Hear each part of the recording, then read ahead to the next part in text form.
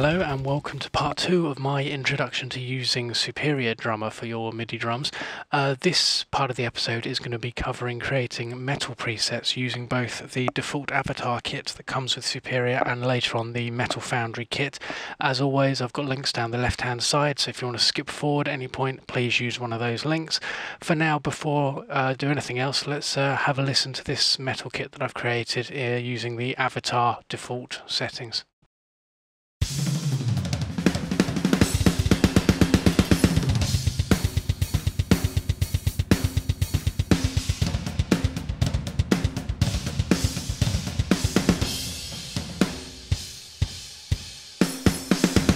There's a link to a Dropbox file for the preset in the description below for you if you to download and mess around with it as you see fit. The reason I've done this is because I think it will be useful for you if you're looking to see how I've put this kit together and how I've used Superior and the mixer to create that particular metal sounding kit.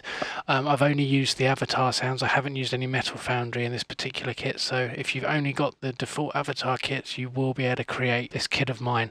A few things to point out on this page. You must see here I've actually got two snares because I've used an X drum to double up on my snare. If you see part 1 of the episode, you'll see how I've gone about doing that. That is important, I think, because as you'll know if you listen to my beginner's guide series or if you've mixed drums in the past, that the snares can be quite weak, so I've used the X drum feature to double up on that and really get some power going. I've chosen the Black Beauty, which I think is the best snare available in the avatar kit. That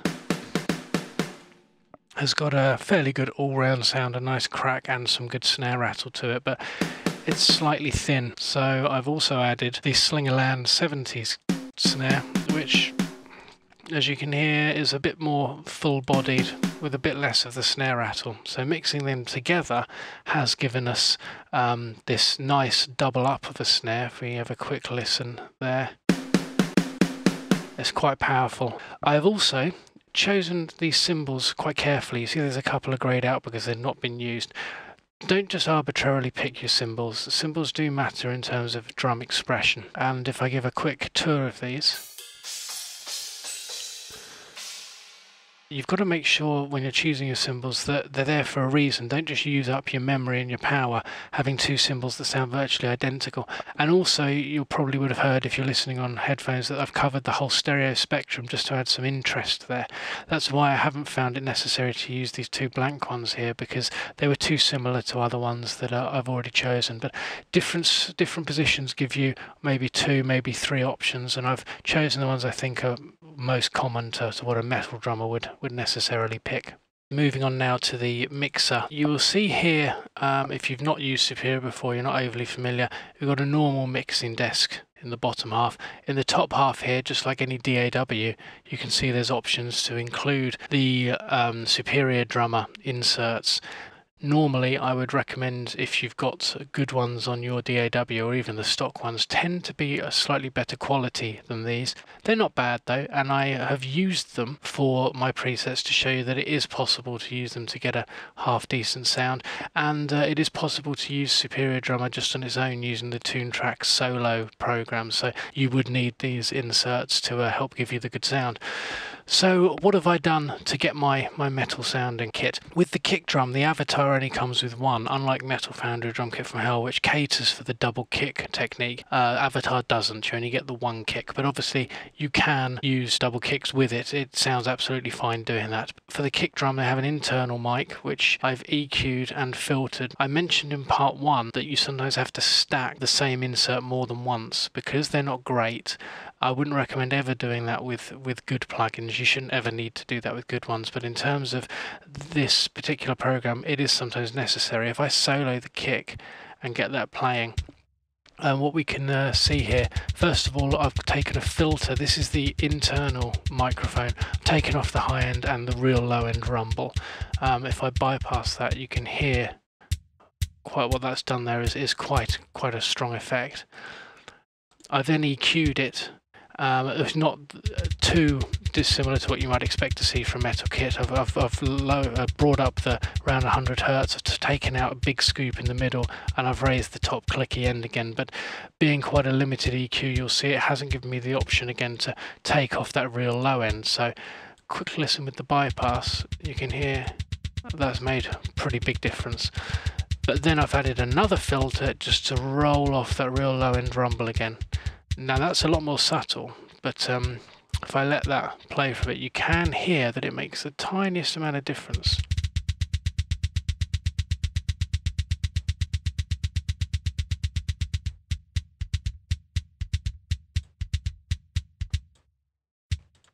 Okay, well, another thing that's actually good, I think, about using these particular things in Superior Drummer is it makes you listen really, really hard to what you're hearing. Because something like the filter doesn't have a lot of numbers on it, you're really having to use your ears, which I think is a good thing and something people do forget when they're going through this sort of process.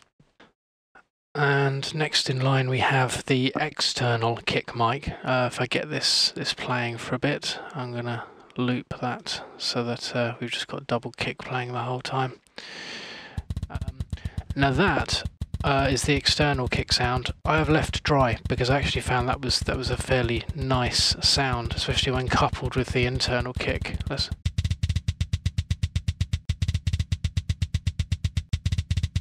And I found that really it didn't require much in the way of filtering or anything to take any nastiness out of it, so I've left that as it is. The third kick they give you is a sub mic. I'm not sure how they filtered this. I'm assuming they've just whacked a low pass filter on that or some sort, just to collect the sub coming out of the kick. And that's really useful because obviously the sub noise can really add flavour to the kick sound, and I filtered it quite severely. Now, a sub noise, really, you need to enhance what it's good at and get rid of what it's bad at. And what it's good at is enhancing the bass part of the kick, which, as you'll probably know, is around the 80, maybe 60 to 100 hertz area. Hard to maybe judge because there's no numbers here, but this is, again, is where your ears are going to come in. And I filtered off all the junk below that, and I filtered off fairly heavily all the stuff after that. We don't want the high-end flabbiness of the sub. We just want the really nice punchy part of the sub. So I'll give you a quick listen to this with and without the inserts. You can see what I've done. I've also compressed it a bit as well. If I get that too, and you can hear how this has worked. So this is the natural sound, and with the filter.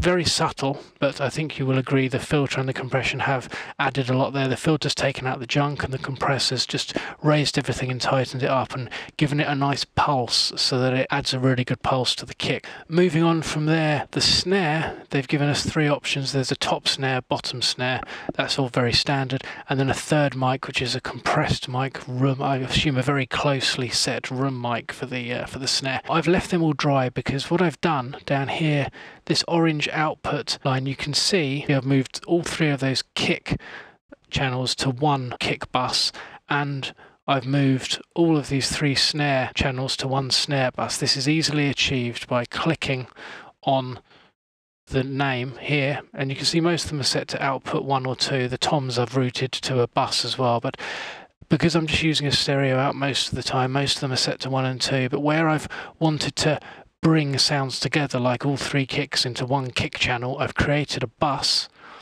Over here, past the normal channel strips, are 16 buses that you can set up and customize. You can name them, so down here where it says microphone, you can double click on them and name them. So I've named one kick, one snare, one toms, because they're the ones where I'm using multiple mics for the same purpose. I've routed all the kick ones here, all the snare ones here, and all the tom ones there, obviously.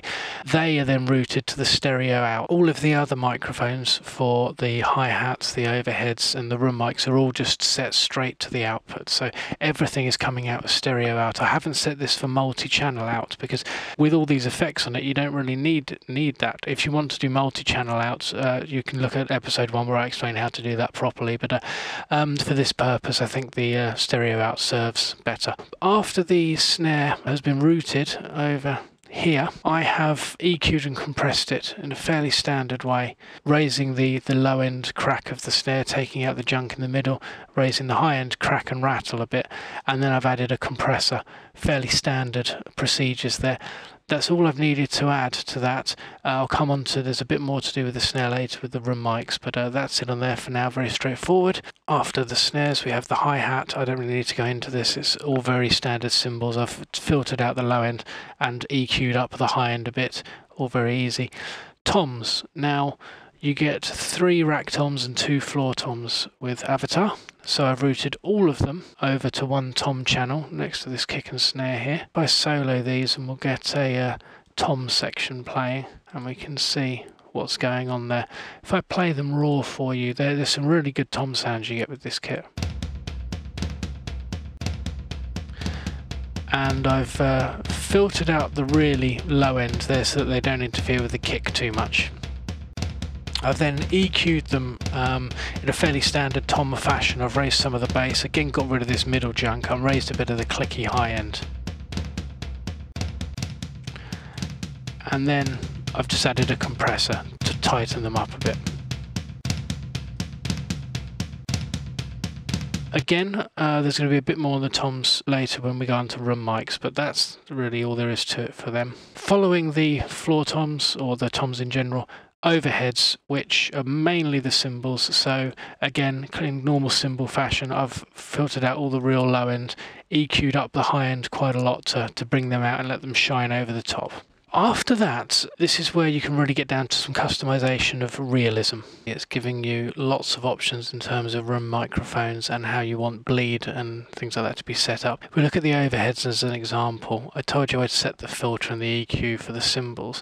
If we go into this, you can see here there's an edit option with this light. This light that's on means that there's some bleed going on. Down the bottom, first of all, because it's overheads, these little circles by all the cymbals, as you can see, means that this is their primary microphone. So even if I reduce the volume to 0, some sound would still come through because it's the only place that it's coming through as a primary source. All the buttons that are turned on yellow that you can see are on my optional to turn off, so I could turn off the bleed to everything else if I wanted to.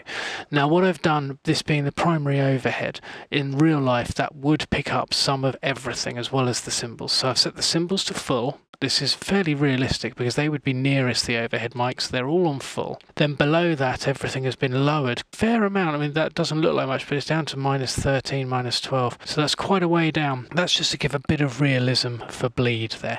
So I've set the overheads mainly to let the cymbals come through there. I've then, across to the next microphone, this is an ambient close. So this is a room mic that they've set fairly close to the kit.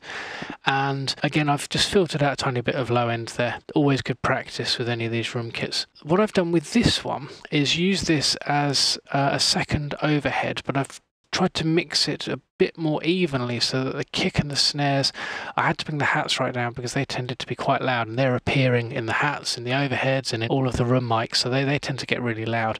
But I used this to give a bit more balance to a roomy ambient reverb to the whole kit. You'll see there, surprisingly, I don't have a cowbell selected, so sorry about that if you're a fan of cowbells.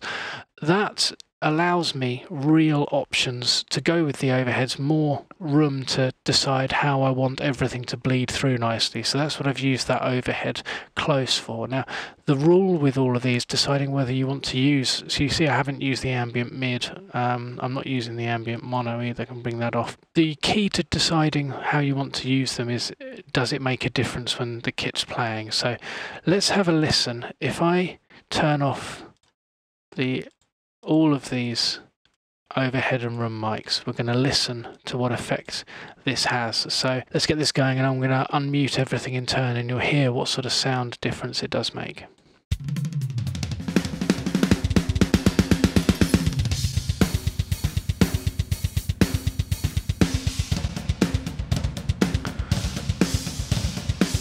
It's a really realistic room sound now. I'm also going to solo the different room mics that I use so you can hear how they layer onto each other. So if we solo the overheads, have a listen to that first of all. I'm then going to bring in the other 2 room channels that I'm using so you can really hear how that's going on.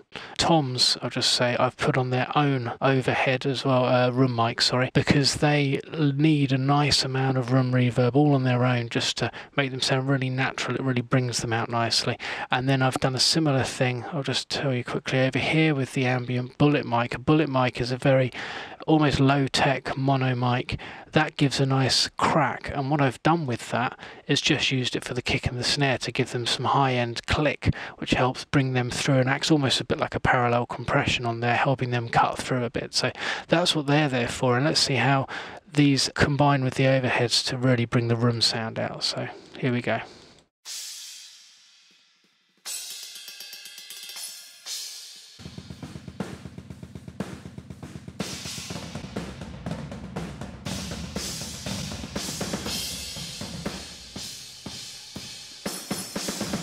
That is really the tour of the Avatar kit. Hopefully, I know it's very detailed, but I like to go into detail because I think that's the only way of explaining to you or helping you to build a similar kit or understand why I've done what I've done, and maybe you can build on that and get a good kit sounding for yourself.